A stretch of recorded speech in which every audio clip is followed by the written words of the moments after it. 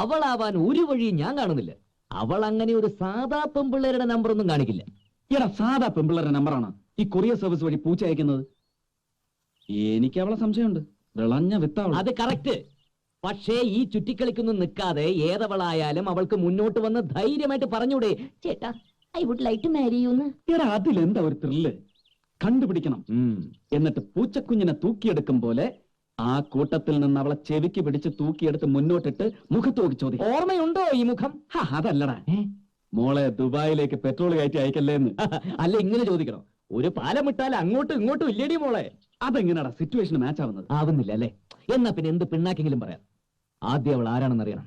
എന്നിട്ട് കഴിയുന്നതും വേഗത്തിൽ അവളെ കെട്ടുക. മുത്തശ്ശന്റെ കംപ്ലീറ്റ് ക്യാഷുകൾ അടിച്ചു മാറ്റുക, കടങ്ങൾ വീട്ടുക. എന്നിട്ട് ഒരു അടിപൊളി ഫാം.